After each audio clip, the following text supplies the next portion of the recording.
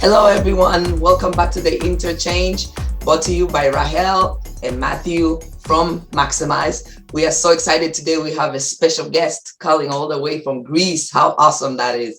So let's Matt do the introduction. That's right. Today we have Isidoros Sideridis, CEO of Pobuca. He's passionate with technology and science, wants to build an AI to improve humanity, and has led a company of 110 people across 5 countries. So welcome, Isidoros. Thank you so much, Matt. Thank you so much, Rahel. Nice meeting you guys. Likewise. Very nice to meet you as well. So I'm going to begin by icebreaker question. What is the craziest thing you've ever done? Craziest? When I was student back in 96, 97, I traveled to France without GPS and mobile phones back then, and without knowing the address of the hostel that I was going to stay. So I had to move around in Paris trying to find from picture descriptions where I was staying, and I think this was the most crazy thing I did. That's definitely crazy. Did you speak French?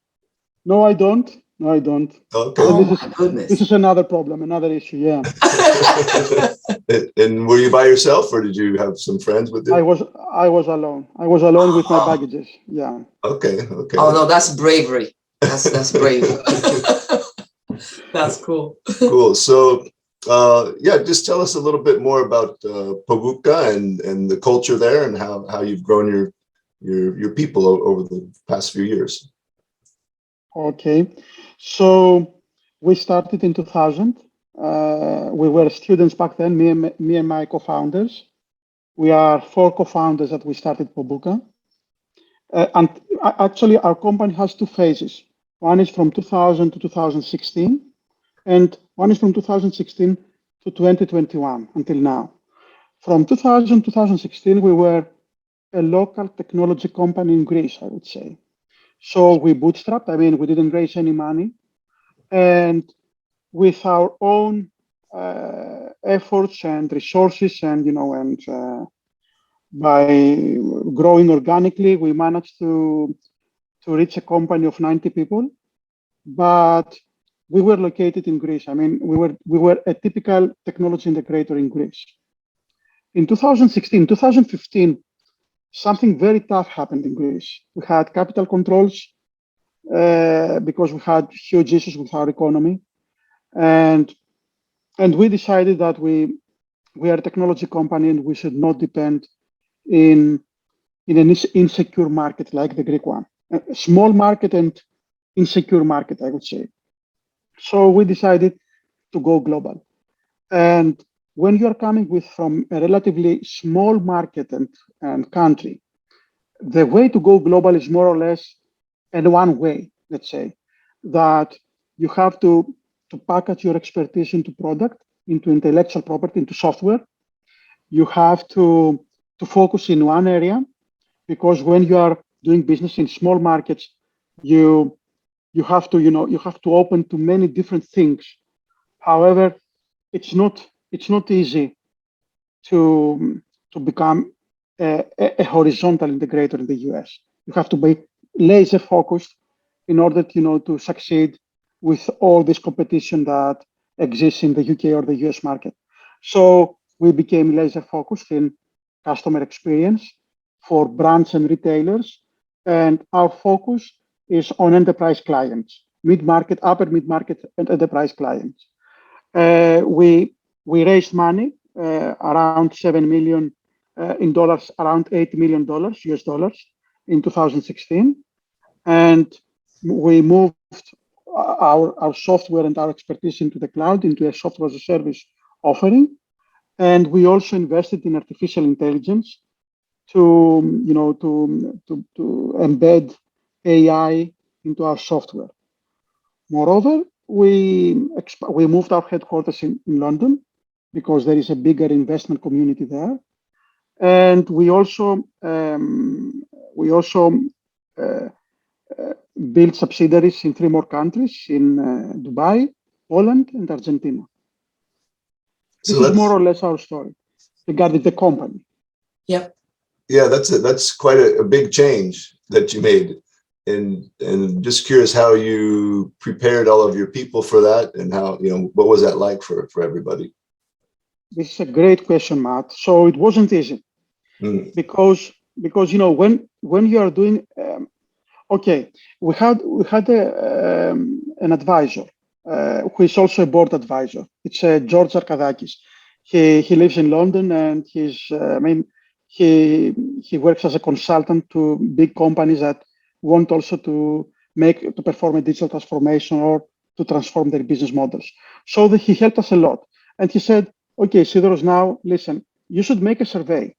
You should make a survey to your people and ask them how many of them believe that you should go global, that you should expand outside Greece." And this survey scored 98%. I mean, it was almost everybody wanted to go global.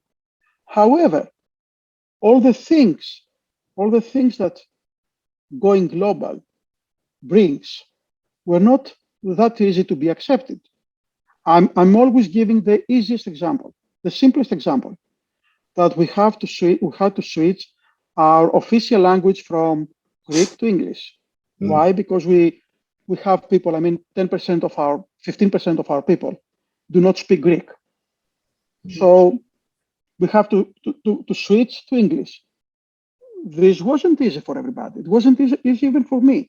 And this is the simplest thing. There are so many differences. Our operations, our accounting, they had to open subsidiaries in countries that they had no idea of.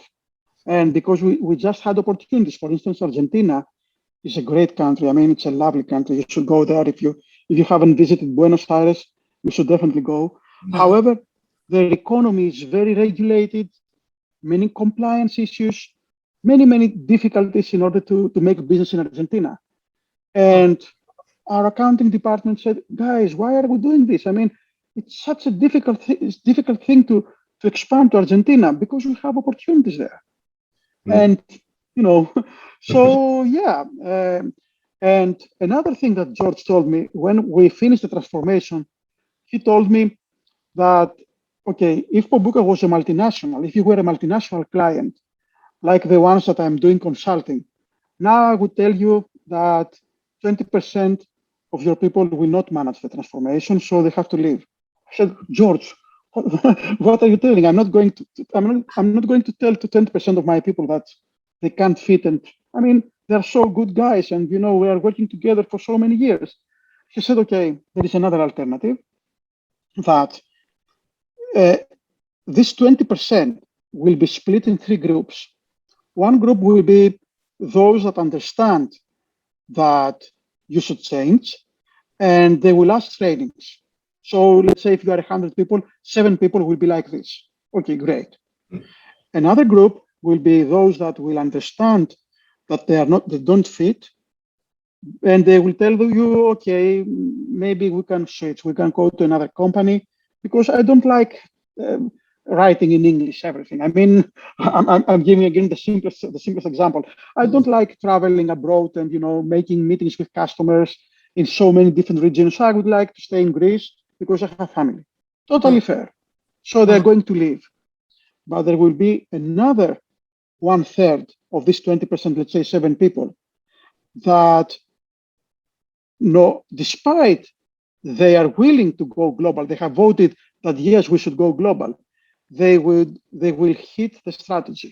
They will say that, come on, we don't need to have an official language as English. Let's do it in Greek. We can do it. Why go to Argentina? We should go to Bulgaria or anything like it. So this group of people, 7 people, if you are 100 people company, will be the real issue there, and you should be prepared. And it worked like this. It was amazing. It was amazing. And I'm so proud for the first group of the people that they said, okay, guys, I understand that the strategy is right. I understand that we should go that way, and please give me trainings. And we did. Other people left. Some others had issues with the strategy, and they had also to leave. This is how it goes. Yeah. And so, yeah, being in that much turmoil in the company, how did you, what kind of things did you do to keep the morale up of the employees? Communication, talking, explaining, communication, talking, explaining. Never make a guess that, okay, I have already discussed about this kind of strategy and, and they know it. Never. Repeat.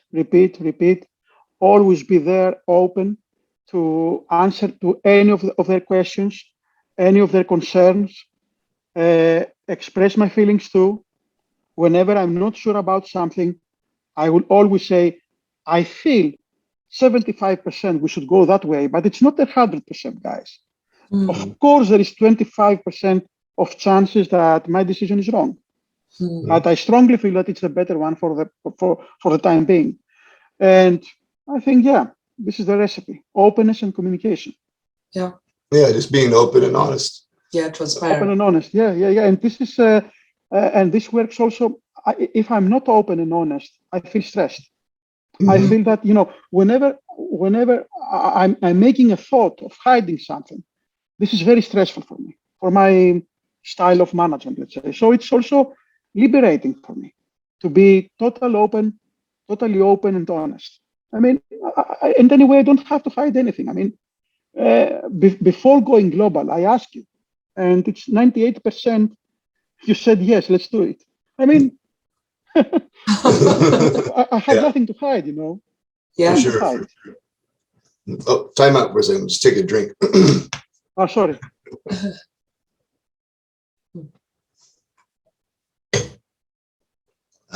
All right, we'll edit that out.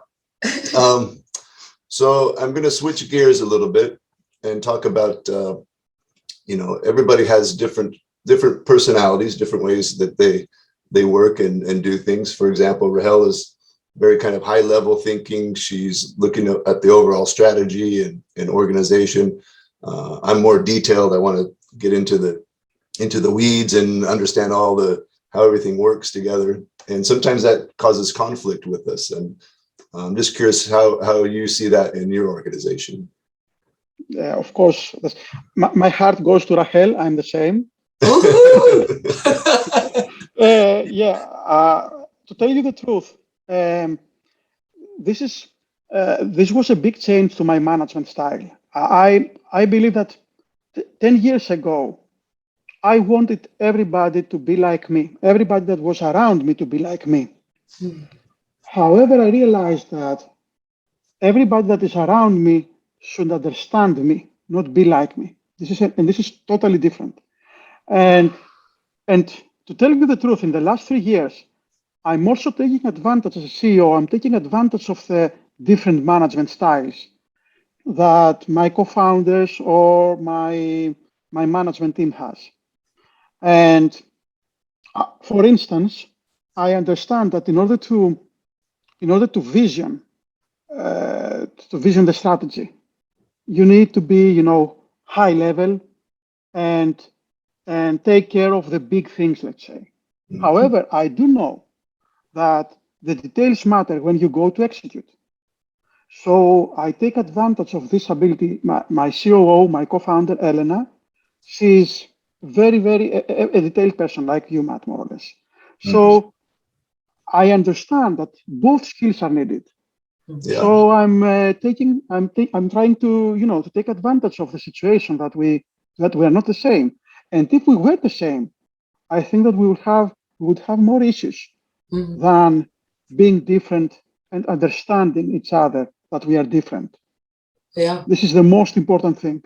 So I started doing soft skill trainings with actually in 2 weeks from now, we are going to a retreat to an offsite meeting that we're going again to have soft skill training to all our management team to understand that different situations produce different emotions to each one of us. And we have different styles of management and thinking in the same problems. Same issues, same problems, different approaches. And yeah, I think that this is an asset. Yeah. I was thinking that as a vulnerability 10 years ago, and now I think that this is an asset. No, I agree. You need all those different skills. You need someone at the the high level looking over everything. You need the detailed person. You need people who are looking at risk. You know, what are the risks out there? You need somebody to be the cheerleader and push you forward. So you need all the different kinds of personalities. Yeah, for sure. Yeah, and that kind of increases creativity. Just because it's different, look at it from different perspective. You get different ideas on how you could do the same problem, but different ways of doing it. And if you're all the same, then you'll all be thinking the same and not really be as creative as it could be. So yeah. I agree. I totally agree, guys. And so you said that you're going to be doing some soft skills training. What will that involve? So with our HR, we have a leadership capabilities training, a leadership capabilities soft skills evaluation, let's say, in our performance management. So for instance, we have 4 areas that we think that are critical for our success. This is accountability, respect, innovation, and excellent value. And we always try to, because I think that you can improve soft skills through training. It's not like, I think that emotional intelligence, EQ, is something that can be trained upon, let's say. Mm-hmm. And we're going to focus there, how we can improve the soft skills and become better leaders. And we have already done two such meetings, off-site meetings, with 2 experts that, you know, they are skill trainers and they help us a lot. They know Pobuca very well and what we need and where we focus. Mm-hmm. And yeah. I think that's. Oh, go ahead. And we have also great time, there. It's not only trainings, it's about bonding, you know, team bonding, having fun. And we miss so much having fun after the lockdowns because we don't meet anymore. We do everything through Zoom meetings. So yeah. No, I think that's really smart as a CEO of a company, that, you know, there's been a lot of studies that show the return on investment for soft skills or people skills. It's up to like 47%. So, you know, you improve employee engagement, you improve customer service and sales, and even, you know, it gets to where employee well-being, you know, being social is good for your mental health, and which also keeps you engaged at work, but also reduces healthcare costs and reduces sick days and so many, you know, there's so many benefits to doing that type of training. That we incorporate emotional intelligence, personality discovery, inclusive communication, which is gender, bias generation and culture, and psychological safety as well. So yeah, all those things I think are super important. So I'm curious, how did you go through the 2020? How did your company survive through 2020? Were there any specific, especially I know from listening to you, you're very people oriented, you know, you mind your employees. How did you get them through 2020? Yeah, okay. Regarding our company results, we did well. We had around 25% growth. However, this isn't as big as it looks. Why? Because we have been invested. We are a company that have raised money, and our investors were expecting something like 50 to 60% growth. So it's a growth, but we didn't reach our targets, of course, that we set in the end of 2019. So yeah, but we are doing well. I mean, this year we are going to reach 60%. You know that the economy is coming up again. And regarding our people, of course, in the beginning it was a shock. I mean, we never thought that we will live in a lockdown. I mean, our generation, we've never thought that something so bad will happen, and you know, and we should stay at home and send messages whenever we go out, you know, stating what we are doing and why. And yeah, this was a big change. We decided as a management team to communicate everything with honesty. I mean, guys, more or less the message was the situation is, you know, is extraordinary. I mean, we don't know what will come and we don't know what's happening, but we are going to pass through this all together. So all together in the good things, all together in the bad situations like this one with a lockdown. And after 1 or 2 months of the first lockdown, I mean, around May or June, we started incorporating, let's say, techniques first of all, we said that we are going to have hybrid working, work from anywhere, and this is also going to be post-COVID. There are many, many good things working from anywhere. However, there are some cons too. And this has to do with team bonding, how you understand the culture of the company, especially for people that onboarded after the lockdowns. They didn't come to the office, and they didn't meet us in person at all. So after June 2020, we decided also to incorporate, let's say, some techniques for team bonding.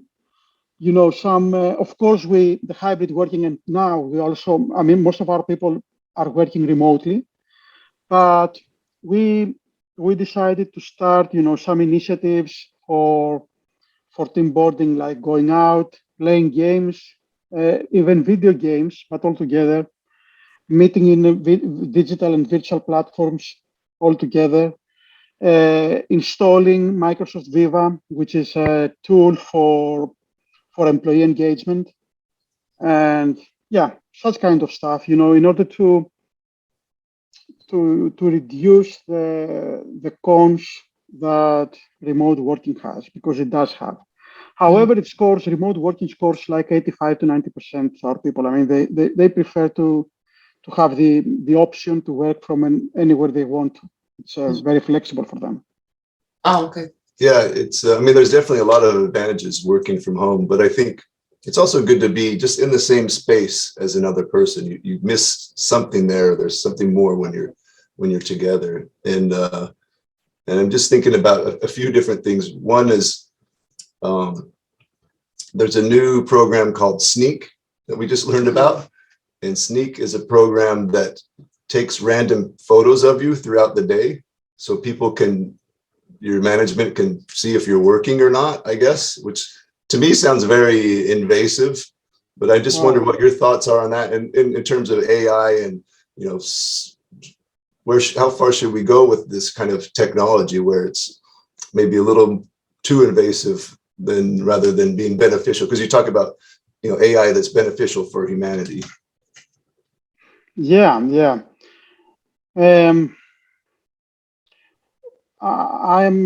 To be totally honest, I would never install a tool like Snake. I mean, I think that the bad things that it brings are more than the good things. And okay, what I'm focusing on? I'm focusing on becoming a performance-driven organization. It's harder than it sounds. I mean, it's not easy to be able to track, to set your targets properly and distribute those targets to all your people. But as soon as they have their targets, they may work from wherever they want and the style they want, and the times they want. I mean, you may have to take your kid from the school in order and have lunch with it, and this is totally acceptable, and you can continue working at 8 if you want. Or we have developers that prefer to work after midnight. I mean, it's not my style, but it's their style. So yeah, let's accept this. And what was the question? What was the other question, Matt? Yeah, and just to follow up on that, I agree the same thing. I would never install a program like that.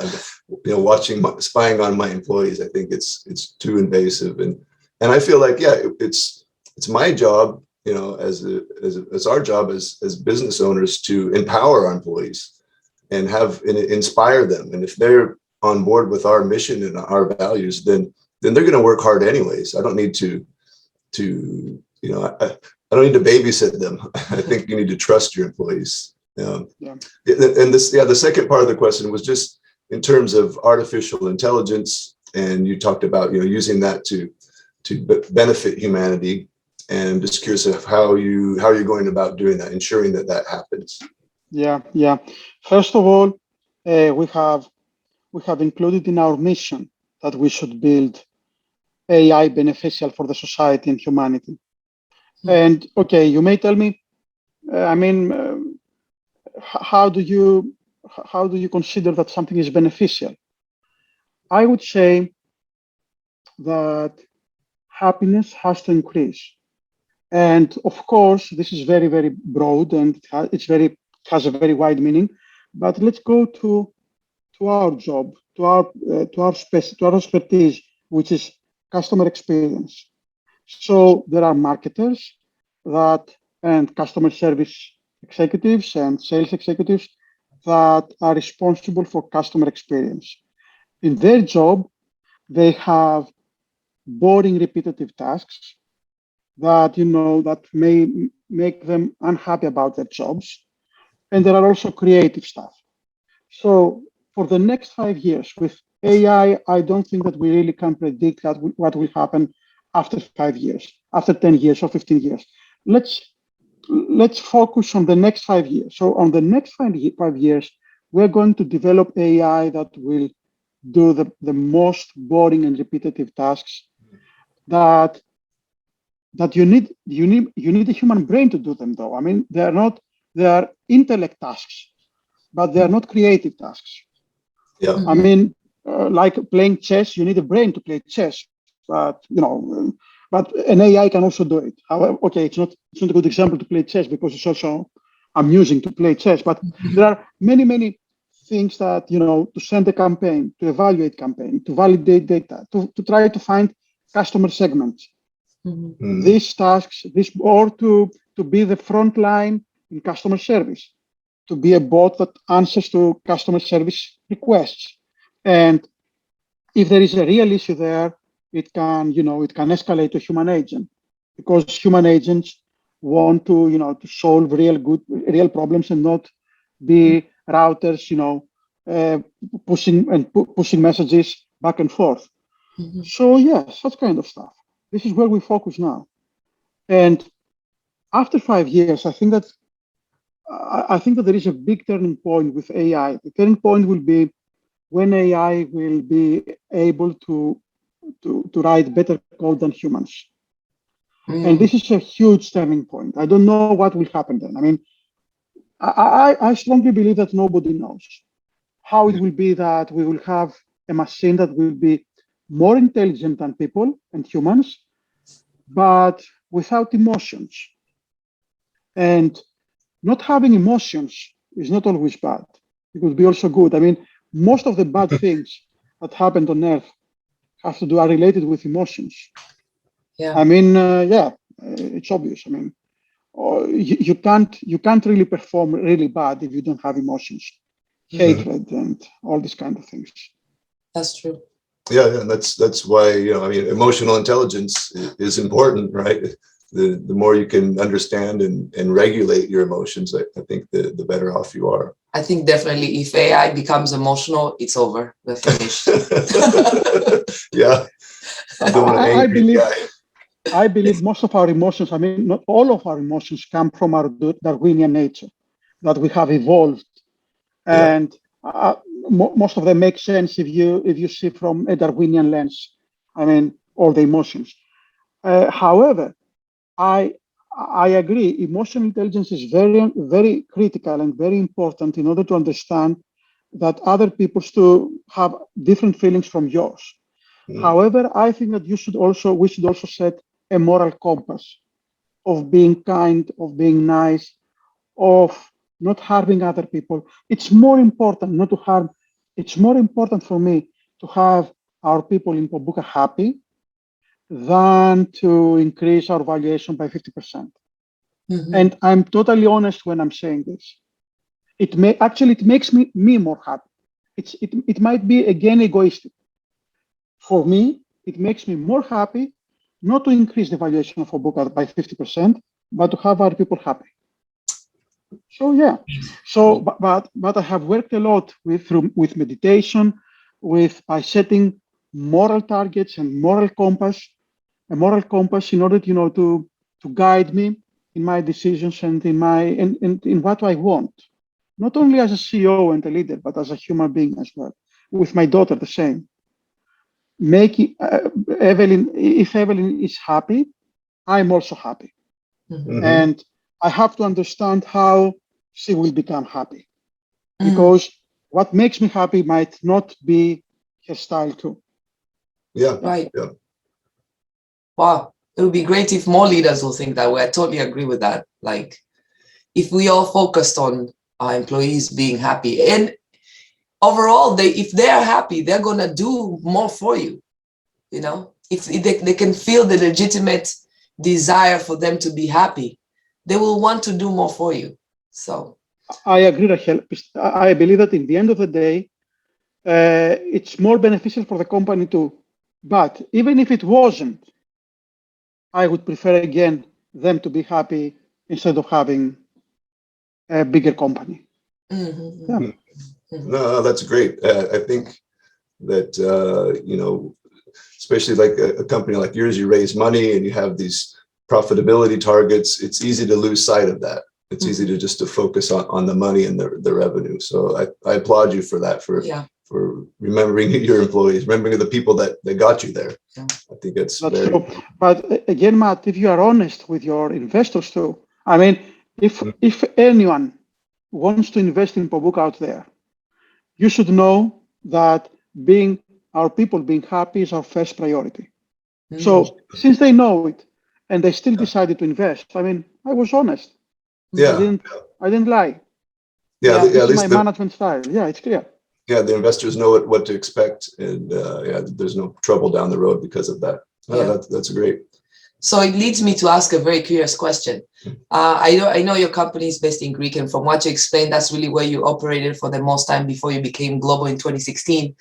How is your company in terms of diversity? Like, do you have women working there, people from different places working there? How diverse is your teams? Yeah, so regarding women, I think that for a technology company, we are very well. We have 50% women and men in our board, 50%, 50-50 in our management team, 50-50 as founders, and 50-50 out of all our people. So we're 110, 55 men, 55 women. However, the diversity, I mean, there are some divisions that are mostly women there, and there are some others that are mostly men. To be totally honest, with our development team, we are struggling to find women that are willing to become developers. On the other hand, with marketing, let's say, or operations, I mean, it's mostly women there. So this made me think, I mean, okay, the first thing that I thought was, is our management style in a way that prevents women from having technical careers? And I strongly believe that it's not. I mean, we didn't make effort. I think that the fact that we were 4 co-founders and 2 of them were women and 2 of them were men. I mean, the management style is diverse. I'm quite sure about it, because it's not only to have 50%, let's say, of your management team to be women. I strongly believe that you should have a different management style.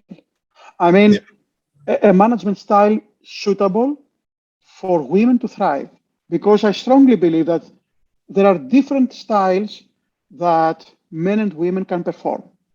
I mean, it's not, if you are, I mean, I'm quite sure that Hitler, for instance, all his management team was men. I'm quite sure about it. I don't think that a woman could fit to a management style that you want to conquer everybody, and your death is my life. I don't think that it's suitable for them. Yeah. And there are many companies that they try to get diversity without changing the management style. Of course, there is a 10% of women that could be suitable for such a management style. You know, of a very offensive management style. Forget about the Hitler and all these kind of things. Let's get to a more human management style or a more offensive for results management style. Let's have this title. So I believe that some women are also suitable for an offensive management style, but it's only 5 to 10%. And what we did, what we are trying to do is to open our management style and make it suitable for all the different personalities. Either this is men or women or introvert, extrovert, whatever. Yeah. And I think it works very nice with us. So the first question is if it's a matter of a management style. The second question is why this is happening. And my conclusion is this is happening because we are equal, but we are not the same. The two genders, I mean. We have different skills. All of them are valuable, but they are different.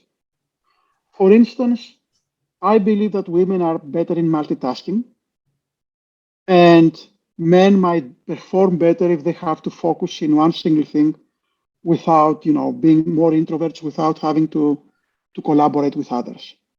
I believe that such thing happens. I don't know if this is society or DNA. I don't know it. I don't care as a CEO for the time being.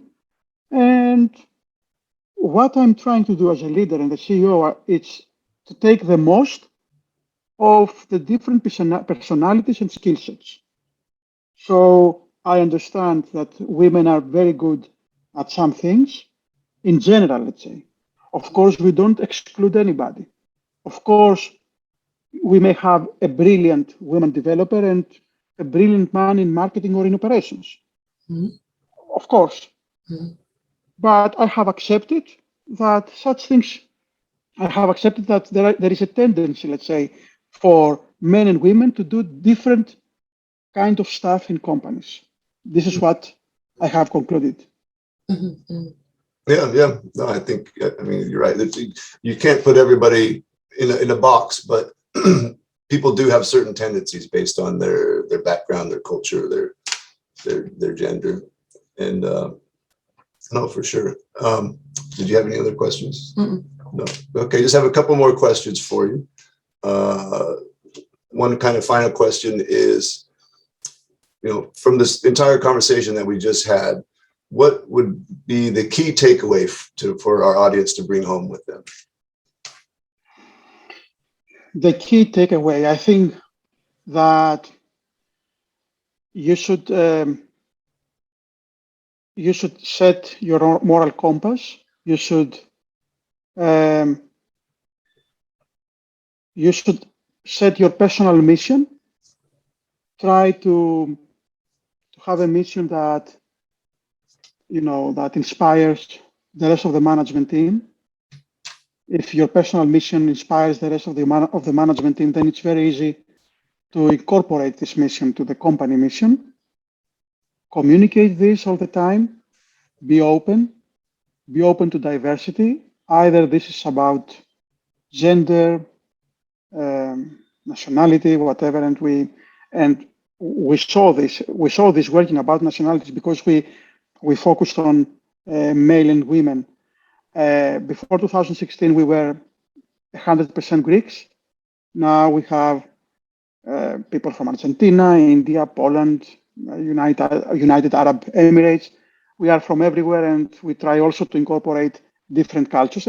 This is easier. I think that now with the globalization for a technology company like Pobuca, it's not that hard to embed all these different cultures. More or less, the technology is universal. I don't know what happens with other business sectors. However, with technology, I think it's quite easy to do it. And if I wanted to, from meditation, I have a quote, which is, be kind and stay focused. Be kind and pay attention to the present moment. If you have these two phrases as your guide, I think that, this is more or less the personal compass, let's say, the moral compass. Always be kind and trying to focus and pay attention to what we do now, don't think about the past and the future all the time, And yeah. Yeah, be kind and stay focused. in the moment. I like it. Yeah, I like it. I definitely am. I'm going to need to do that. We're going to need to do that a little more. That's true. That's true. Awesome. So one last question. What are you going to do this week to make it a great week? To make it a great week. I have never thought of that. I'm paying attention to the present moment. I don't know what to do. Okay. Do something with my daughter. I mean, it's very. If I want to become happy, whenever I play with Evelyn, I have 5 kids. Yeah. And it's very, very easy when you play with your kids to become happy and forget all your problems. And the biggest problem will be if the red pen fits with a blue pen, or if the Lego bricks, they don't feel like this, they fit in another way. This is the biggest problem that she has. And, this is very, very relaxing. Yeah. Oh, that's so I would say Evelyn, one word. Yeah, very awesome. Yeah, very cool. Yeah. Play with your kids, everybody, if you have kids. Yes. Thank you so much, Isidoros Sideridis, CEO of Pobuca. It was very nice talking to you, and we appreciate you having this time with us, Rahel and Matt from MAXIMYZ, and this was the Interchange. Yeah, that was great. Thank you so much, guys. Thank you. Thank you.